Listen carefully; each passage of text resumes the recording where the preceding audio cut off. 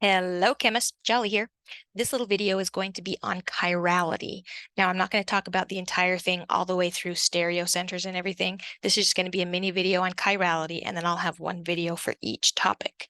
So I have pulled up the handout on chirality and stereoisomers. So this should be on your Canvas page or your whatever class page. All right, so we're talking about chirality and stereoisomers. So we are going to start our discussion with what in the world is chirality. Now, chirality is when a molecule has an arrangement that is not, and that's the key, it's not identical to its mirror image. We say that is non-superimposable. We're going to check for that a few ways. We're going to try and see if it's the same as its mirror image. Okay, so we're looking for non-superimposable mirror images. We're going to look for planes of symmetry, and then we're going to look for stereocenters. We're going to look for stereocenters. All right, so this one, I'm going to focus on just the mirror image. I'm going to redraw them later, but this is going to rely on just a visual. Okay, so the way to do this is whatever picture you're looking at, and if you'll notice, these wonderful pictures were not drawn by me. I downloaded them off the internet, so credit where credit's due. All right, so this one happens to be a molecule. So this is basically the mirror. And the way you make the mirror is like literally draw it as if you saw it in the mirror. So the hydrogens were on the left on this side, but now they're on the right on that side. Now, two hydrogens is a key that it is going to be the same molecule drawn twice. Where the one down here, this carbon right there and that carbon right there, there's four different things around it. But again, if you'll notice, that is the mirror. Those are harder to see, so we're going to start with something a little easier. Let's actually look at a screw versus a nail. Now, the top portion of the screw, if you look at it in a mirror, can be rotated and it will look identical. But if you'll notice the way it's threaded, one will always be clockwise and one will be counterclockwise. There is no way to pick up that screw and put them on top of each other and have them be exactly identical. But because a nail does not have those threads, oh, look, the mirror image is the same thing. Pick it up, put it on top, and it's just the same thing drawn twice. The best example, of course, is your hands. So your left hand and your right hand are exact mirrors of each other.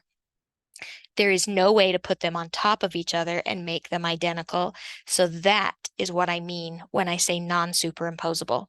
So non-superimposable, so this one's chiral because they are not superimposable. This one's chiral. This one is achiral because they were the same. Now I know these are hard to see, but these would be the same. And these would not be the same. Or they would have non-superimposable. And then let's look at our wonderful little flask here. So we're going to take a little Erlenmeyer.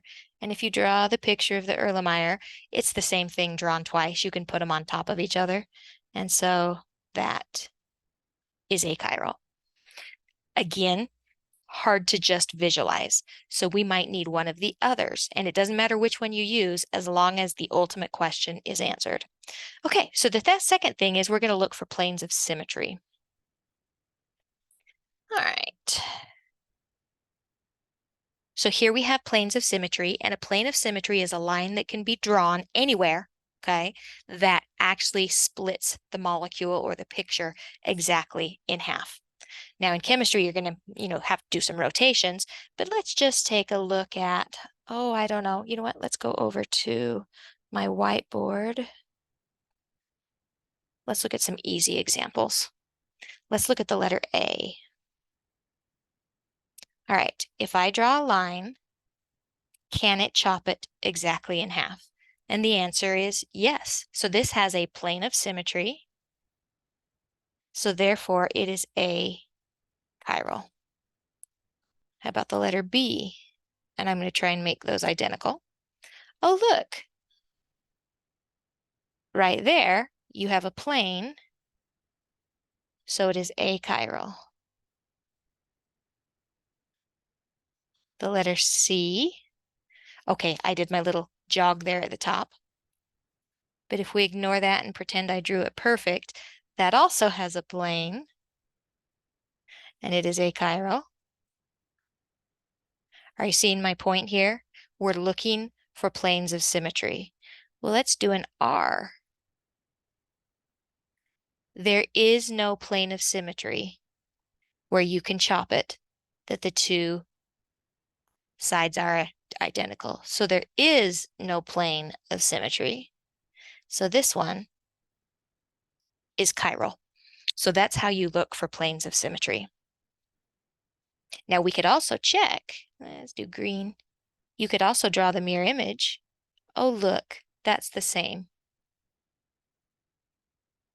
Now you'd have to rotate it 180 degrees, but that's the same. That could be rotated 180 degrees.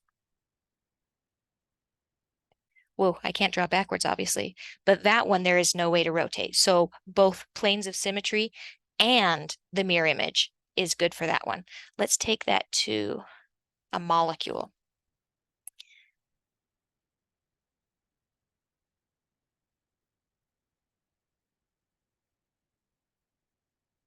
Okay, there's our molecule, and I'm trying to look. If I chop that in half, so I'm standing right here. This is my right hand. This is my left hand. So a half an A is still an A. A half a B is still a B, but a C is not the same as D. So that is not a plane of symmetry. Well, what if I'm standing right here? Like literally right here. I'm chopping A and D in half. And now that's my left hand and that's my right hand, and they don't match. So there is no plane of symmetry. There's nowhere I can chop this thing. So there is no plane. So this one is chiral. All right, let's make two of them the same.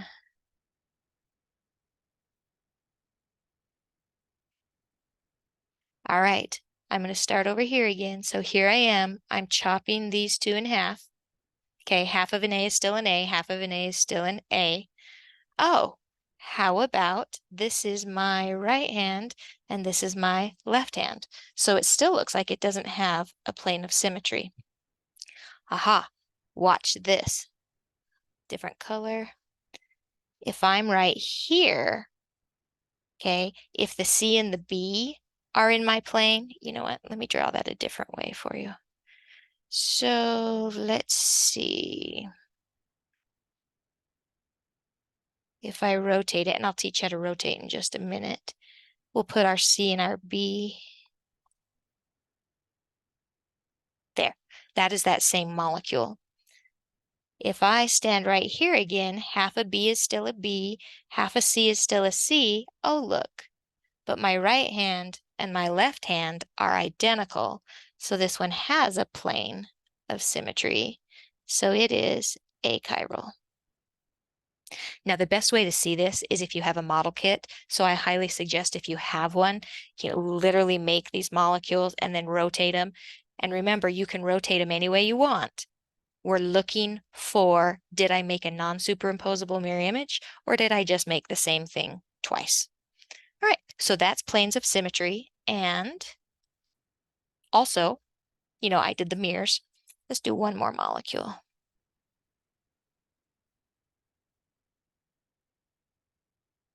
Now this one, hopefully, you can see the plane of symmetry.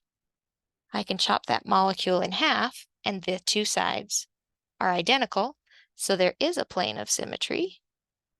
So it is achiral, which means if I drew its mirror image, basically I just drew the same thing twice. So I could pick this one up and scoot it over right on top of that one, and it is the same. Okay, so there's those two concepts. Go now. Nope, wrong, sorry. Okay, let's go back to our notes here.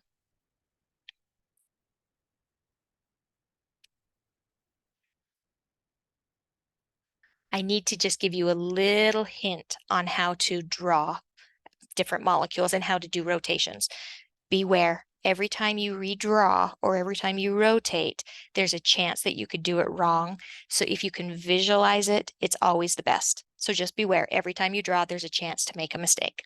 But some of the ways that I like to draw is I like to do the 180 horizontal. So this, I'm pulling over there. That is that carbon. And then what was at you is now behind you. Okay, so that's 180 horizontal. The 180 vertical, come on. The 180 vertical is where I take this carbon and I just rotate it, come on, up. So this carbon is this carbon. And again, what was behind you is now at you. So 1, 2, 3, 4, 5. 1, 2, 3, 4, 5. Those aren't the mirror images. I've just rotated it. So 1, 2, 3, 4, and 5. Okay. Now there's something called the steering wheel, or at least in my terminology, it's called the steering wheel. And that's where I'm going to hold one of them fixed, and I'm only going to play with the other 3. Now I showed it right here, but I'm going to do a simpler one. Change colors. All right, so I'm going to take an A, a B, a C, and a D. I am going to hold this one. Okay, it's not going to move, and I'm going to rotate these 120 degrees. So the A is the same. Now my backbone is the same. Okay, so I still get the same backbone, but my B is now going to be here, C, and D. So that's what I call the steering wheel, or the 120, and you can hold on to any of them. It doesn't have to be the top one. So change colors. We're going to hold on to this one this time. All right, do the same backbone. Only this time, the A is going to come down, the B is going to go over, and the C is going to go up.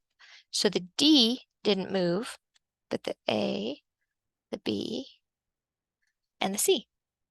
And I just call that my steering wheel. Now the last one that I have drawn here is called a Fisher projection, and we'll use those later, but a Fisher projection, you have to get your backbone in this orientation. Okay, it can't be in the zigzag. It has to either be in the plane or it has to be drooping behind you, and then stretch that one out and stretch that one out. And this is carbon 1, 2, 3, 4, and 5. 1, 2, 3, 4, and 5. Basically, you just stretched it out so you can look at the pieces that are connected to it, not necessarily at the backbone. All right, so those are just some of the rotations that we're going to use to play with this question. And last but not least are the stereocenters. Now, a stereocenter is an sp3 hybridized atom. Okay, notice I did not just say carbon. So an sp3 hybridized atom, of course, we use carbon the most, and it has to have 4 unique groups on it. Okay, so if you look at this one, a chlorine, a hydrogen, an OH, and a CH3. So that is a stereocenter. If you have one stereocenter, your mirror image is a non-superimposable mirror image. So if you only have one, you're guaranteed that you're going to have a non-superimposable mirror image. But if you have more than one, you're going to have to look and see if they cancel out. So let's go back to our picture right here. Erase, erase. So we can see, if we had asked ourselves about stereocenters, what would we have said? Oh, look, right here, I have a chlorine. If you need to draw those hydrogens, draw them out. Don't forget they're there, though. There's a chlorine, a hydrogen, a methyl, and a great big other group. That's a stereocenter. This one has different color. This one has a bromine, an ethyl, a big thing, and a hydrogen. That has 4 things as well, so that's a stereocenter. So this one has 2 stereocenters. And there is still no plane of symmetry. Those stereocenters do not cancel out. So that molecule should be chiral. And that's the way you look for stereocenters. All right, now this one right here, whoa, you have 3 stereocenters, and yet there's a plane of symmetry, so it is still achiral. Okay, so that was my beware. All of these help, but we're ultimately looking for non-superimposable mirror images. And then here's the one that I wanted to point out. Don't forget that you can rotate this molecule. Don't break bonds, don't make bonds, but you are certainly okay to rotate it. So I'm rotating that one down 180. Oh, look. And now the chlorines, even though I have 2 stereocenters, now has a plane of symmetry. How about the ABC one that I did, though? So A, B, C, and D. Okay, so we have a B, a C, a D, and an A. Those are all different, so that is a stereocenter. There's only one stereocenter, so that means there is a non-superimposable mirror image. Now remember, I said if there's only one. If there's 2 or more, you have to look for internal planes of symmetry. But that is stereocenters. Now, how are we going to figure out those stereocenters? I want to do one more thing on the whiteboard.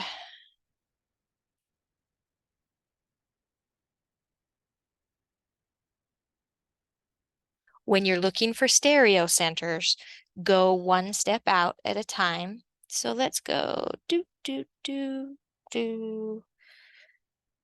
oh, I don't know, chlorine. All right, in this molecule, again, if you don't see those hydrogens, please draw them in. So this one right here, this one has 2 hydrogens, 2 hydrogens. And then this has 3 hydrogens, that one has 3 hydrogens, and then this has a hydrogen. That one has a hydrogen. All right. This carbon right here, okay, it has a CH3 and it has a CH3. I can stop. Those 2 things are identical, so that is not a stereocenter. This one right here has 2 hydrogens, so it's not a stereocenter. This one has 2 hydrogens. It is not a stereocenter. So there are no stereocenters.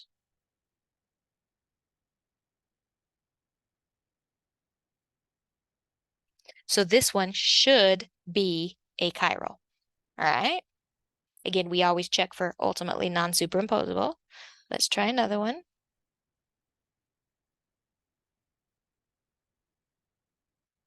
Let's just move the chlorine. All right, these 2 are still identical. So this carbon is not a stereocenter. But now, trying my hydrogen, this one has a chlorine, a hydrogen, a methyl, and an isopropyl group. That has a stereocenter, which means I can draw its mirror image, and the mirror image will be non-superimposable. So this one is chiral. So this one is chiral. So just don't forget your hydrogens. You're looking for unique groups when you're doing stereocenters. All right, let me head back to